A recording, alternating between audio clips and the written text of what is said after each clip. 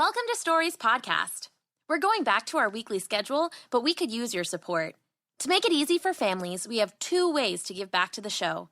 The first is by going to patreon.com/stories. You can also follow the link on storiespodcast.com and donating directly. This gets you exclusive extras, like bonus episodes, as we hit donation thresholds. The other way to help is by going to our partner site, goplaypretend.com. You can also follow the shop link on storiespodcast.com. On Go Play Pretend, you will find all the coolest kids' clothes and toys from Amazon to check out. But here's the secret. Amazon pays us no matter what you buy. So you can go to goplaypretend.com, click any of the product links, and then do your regular shopping. There's no extra charge to you. Amazon just donates a portion to the show. It's a win-win. Thanks again. Now, here's the episode. On a hot, balmy evening at the beginning of summer, a large lion with a great golden mane, shiny black eyes, and long, dark claws was licking his lips after enjoying a delicious meal. His huntress wife had brought him an enormous antelope to eat for dinner, and the lion, who was very hungry after a long day of napping in the sun, had gobbled up every last bit. He had just rolled onto his back and was prepared to again drift off into a deep, satisfied sleep when he saw movement out of the corner of his eyes. "Aha!" he thought to himself. "Dessert." And the lion unfurled himself from his about-to-be-asleep position. With a quick flick of his paw, he caught a tiny, squirming mouse by the tail. Delicious," he said. "What a perfect end to my meal." And he opened his mouth up wide and prepared to swallow the tiny mouse whole when he heard a small shriek of protest. "Wait!" cried the tiny mouse. "I have a proposition for you!" On any normal day, the lion wouldn't have paid any attention to the mouse. But today, the lion really was very full and was really getting kind of sleepy. And honestly, he was a little curious about what kind of proposition the mouse could have to offer. So he said, "Tell me why I shouldn't eat you, tiny mouse." And the mouse said, "You really shouldn't eat me because mice are very useful."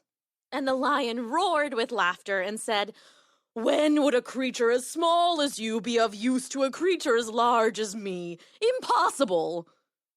The mouse smiled a knowing smile. "I can think of lots of times." "You never know when a tiny mouse might be very handy. I can fit in holes, I can climb tall trees, I can steal pieces of candy. I can run so fast, I can dig so deep, I can hide in little places. You never know when it's good to have a mouse in your good graces. When you need me, shout and call my name, I'll run to you with speed. I'm ready, sir, at your service, sir, to help with what you need." The lion roared with laughter again. "Oh, mouse, you're very funny." The lion was still very skeptical and did not really believe that he, the king of the jungle, would ever need any help from such a minuscule citizen of his kingdom. But he decided that because this mouse had made him laugh so hard twice that night, he might as well let him go. He really wasn't all that hungry anyway. And so the lion let the mouse go, and the mouse gratefully skittered off into the darkening night. The lion didn't expect to see him ever again. Time passed, and the beginning of autumn came, but of course it was still hot and sticky outside, because in the parts of Africa where lions live, it's pretty much hot and sticky all the time. Our friend the lion, with the great golden mane, shiny black eyes, and long dark claws, was out for his afternoon walk when he stepped on a thorn. Now, thorns are very, very small, and lions' paws are very, very big, so you wouldn't think that a lion stepping on a thorn would be a very big deal, but this thorn hurt. "Ow!"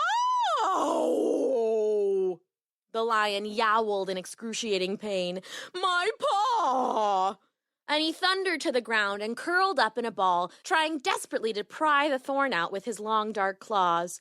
"No!" he cried. "I can't get it out. My claws are too long."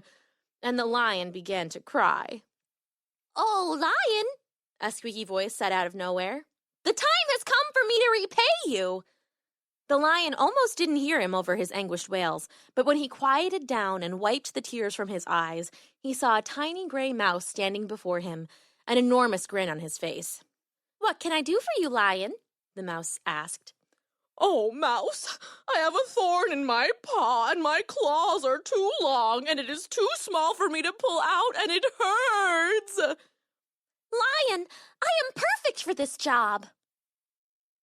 "I told you there would be a time when a small friend would be useful. I told you a few months ago, and I was being truthful. I've got tiny hands and tiny eyes, I can see your painful thorn. So grit your teeth and brace yourself, this might hurt, I must warn.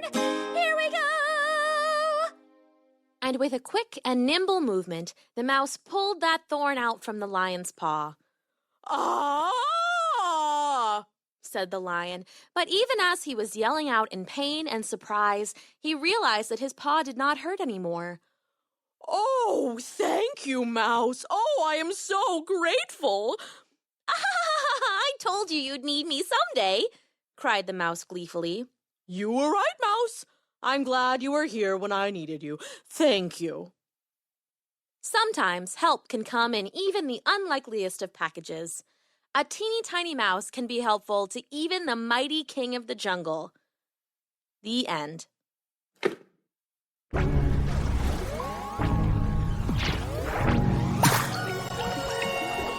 Thanks for listening.